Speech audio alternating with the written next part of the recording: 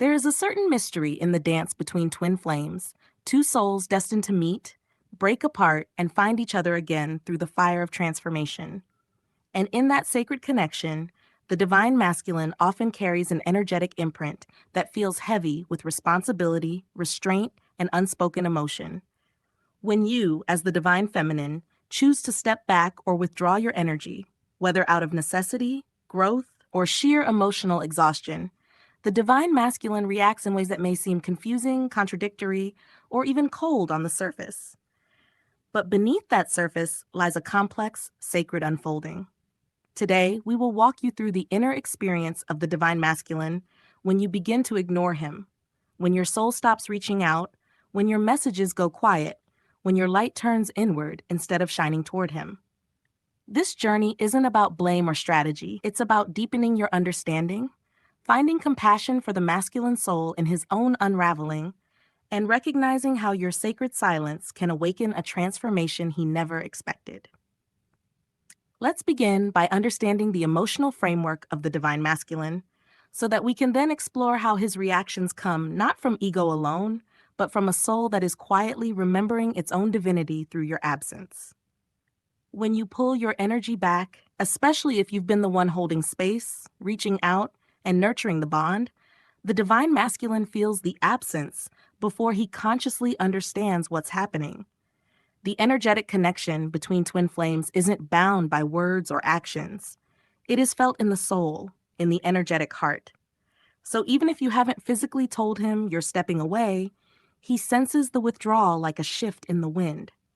It's not just that you're no longer texting or calling, it's the silence in the space where your soul once lingered. In the early stages of this shift, he might brush it off as coincidence. He may tell himself you're just busy, distracted, or moving on.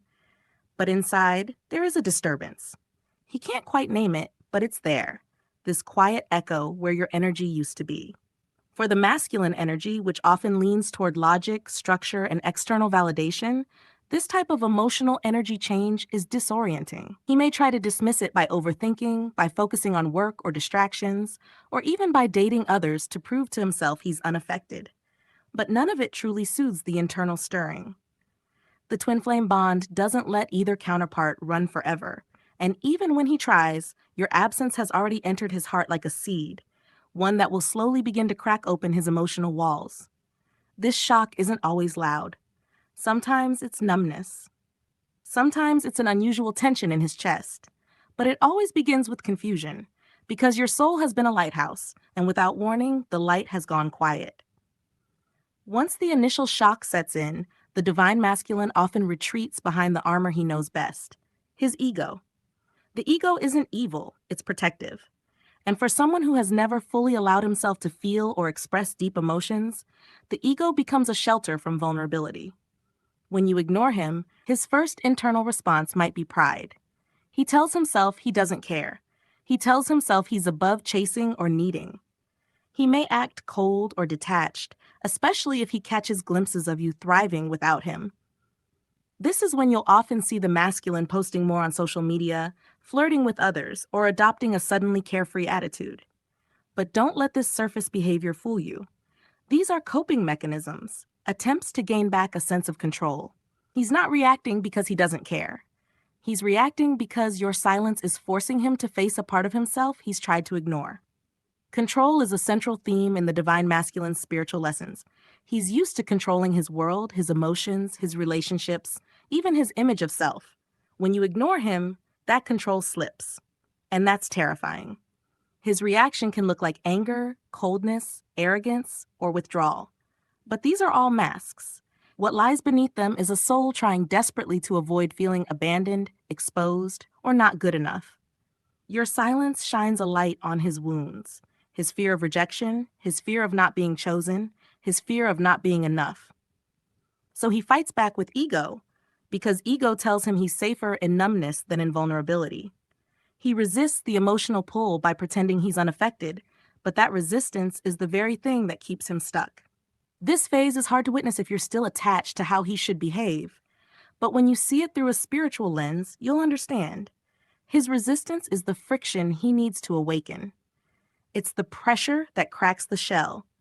At a certain point, the distractions stop working. The mask starts to slip, and the divine masculine is left alone with a feeling he can no longer numb: longing. This is when the real emotional turbulence begins. He might not admit it to anyone, not even to himself, but your silence begins to haunt him. Memories of your connection flood back in unexpected moments. Your laughter, your eyes, your presence, they echo in his quiet hours, and for the first time in a long time, he allows himself to feel the ache. The unraveling doesn't always look graceful. Sometimes it comes through irritability or mood swings. Other times, it's a silent depression he doesn't speak about. The divine masculine isn't always taught how to process complex emotions, so this stage feels like an inner storm he doesn't know how to navigate. This is also when he may begin to question everything. Was he wrong to push you away? Did he misunderstand the connection? Is there something deeper here he wasn't ready to face? These questions start forming in his mind like thunderclouds. The illusions he clung to, his sense of control, his belief that he didn't need you, begin to collapse. It's important to understand that this emotional cracking isn't punishment. It's purification. His soul is being forced to look inward, to examine the parts of himself he buried. And your absence, your decision to honor your own energy, is the very catalyst that activates his growth. While he unravels, he may not reach out. Or if he does, it may be indirect or confusing. But make no mistake, he is feeling everything now. And for someone who has spent years avoiding emotion, that's a revolution in itself. After the emotional waves crash, a quieter phase begins. The divine masculine starts to reflect. He starts to look beyond the noise of pride and the fog of ego. And in that stillness, he begins to see you, not just as someone who walked away, but as someone who mirrored to him the love he never gave himself. This stage is sacred. It's not fast. It doesn't always come with fireworks, but it is real. He begins to feel regret, not out of guilt, but out of recognition. He realizes that your energy was healing, nurturing, and rare. He sees that you weren't just another person. You were a mirror of his soul. And for the first time, he begins to understand the weight of that connection. In this stage, he might start to revisit old conversations. He might reread your messages, remember your voice, feel the warmth of your care. Not to relive the past, but to make sense of it. He begins to see the moments where he shut down, where he pulled away, where he let fear speak louder than love. This reflection doesn't guarantee a reunion, but it does guarantee growth. Because the masculine cannot unsee what he's now realizing. The truth has settled in, and that truth shifts his vibration. He starts to ask deeper questions about life, love, and what it means to be whole. And you, without trying, have become his teacher. This is where the divine masculine begins to awaken. And it all started with your silence, not as punishment, but as a gift that forced his soul to hear its own calling. As the divine masculine awakens to the truth of the connection, an unmistakable soul pull begins. It's not just desire, it's deeper than longing. It's a gravitational force pulling him back toward the one place his heart felt truly seen. That place is you. He begins to crave the connection, but this time not out of ego, not out of control, but from a soul-level recognition. He realizes he felt safest in your energy, and he understands now that what he ran from wasn't you. It was the parts of himself he wasn't ready to face. But here's the twist. The pull toward reunion also awakens the deepest fears. Because now he knows he must meet you as an equal. He can no longer return as the emotionally distant, avoidant version of himself. He knows, even if unconsciously, that he must show up in his truth. And that truth requires vulnerability. This is where the inner war begins. The desire to come forward versus the fear of not being ready. He may come forward in subtle ways, a message, a dream visitation, an energetic nudge. Or he may stay silent a little longer, still working through the courage it takes to be fully seen. During this time, his higher self is guiding him gently, reminding him that love doesn't demand perfection, it demands authenticity. And he begins to grasp that you didn't walk away out of cruelty. You walked away because you were choosing alignment, not attachment. And now his soul is calling him to do the same. This soul pull is what eventually leads to the next step. Whether it leads to reunion or deeper individual healing, it marks the turning point. Because now he's not just reacting to your silence, he's transforming because of it. This final stage is not a single moment, it's a slow unfolding. The divine masculine, after all he has felt and seen within himself, begins to change, not because someone told him to, not because he's trying to win anyone back, but because something real has shifted inside his soul. He is no longer the same person who once ran, shut down, or pushed love away. The journey through silence, pain, and self reflection has humbled him, and now he begins to embody the man his soul was always meant to become. He starts to release the heavy masks he wore, those tied to pride, fear, and emotional distance. These masks may have once helped him feel strong or in control, but now they feel heavy, outdated, and false. The version of masculinity he once followed, one that avoided softness, vulnerability, or emotional truth, no longer fits. He begins to realize that true strength comes from the heart, not from armor. Integration means he doesn't just think differently. He lives differently. He begins to speak with more honesty. He starts to notice his own patterns without denying them. When old triggers arise, he no longer reacts in the same automatic ways. Instead, he pauses. He reflects. He breathes. He doesn't always get it perfect, but he is trying, not from ego, but from a deep desire to grow. This stage may bring him into new environments or practices. He might feel drawn to meditation, journaling, therapy, or spending time in nature. He may start paying attention to his dreams or noticing signs from the universe.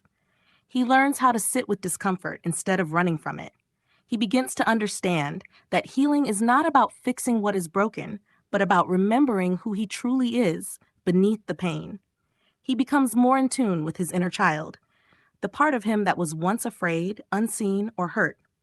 Instead of pushing those feelings away, he begins to listen. He starts to comfort himself in ways he once expected others to do for him. He understands now that real healing is an inside job. If the divine feminine is meant to return into his life during this stage, it will happen naturally. There won't be chasing or begging. There won't be confusion or mixed signals. He will approach her as an equal, not as someone seeking to fill a void. He will be able to say, "I've done the work. I see you, and I'm ready to grow side by side." Even if he's unsure about the future, he will carry a calm readiness that comes from within, not from desperation. And if a reunion is not meant to happen just yet, this is still a sacred victory, because what has happened inside him is real. He has faced himself. He has met his own pain, and he has begun to choose love, not the easy kind, but the honest kind. This is the true beginning of his embodiment as the divine masculine. The feminine silence was never an act of cruelty. It was a prayer in motion, a prayer for truth, a prayer for transformation. Her decision to step back wasn't a punishment. It was the opening he needed to finally hear his own soul. And now, as he begins to rise, the whole connection starts to change. No longer built on fear or imbalance, it shifts into something higher, something sacred, something true. If you are the divine feminine and you have chosen to go silent, to walk away, or to step back, please know this. You are not weak. You are not heartless. You are not giving up. What you are doing is sacred. You are choosing yourself, your peace, and your truth. And sometimes that is the most loving thing you can do for yourself and for the connection. This journey is not about proving anything. It's not about waiting endlessly or making someone change. It's about alignment. And when you stop chasing, stop overgiving, and stop pouring into someone who isn't ready to receive, you are not breaking the bond. You are letting it breathe. You are creating the space where real growth can happen, both for you and for him. It's true that the divine masculine may not show signs of change right away. He might still be acting cold, distracted, or avoidant. He might ignore your silence. He might even try to pretend that he doesn't care. But don't let appearances fool you. On a soul level, he feels the shift. He may not understand it yet. He may even resist it. But something inside him has been touched. Something is moving. Your silence speaks to him in ways words never could. It tells him, "I will not abandon myself to hold you together." It says, "I love you, but I love me too." And that message is powerful. That message is divine. You may feel doubt. You may wonder if he notices, if he thinks about you, if the connection was ever real. Let me assure you, he does notice. He may not be ready to act on it, but your absence echoes through his soul like a soft bell in the distance. He hears it, even if he's not yet ready to walk toward it. And during this time, your job is not to wait. Your job is to rise, to return home to yourself, to heal the parts of you that gave too much, loved without boundaries, or stayed in hope when your heart was breaking. You are not just waiting for a reunion. You are remembering your own light,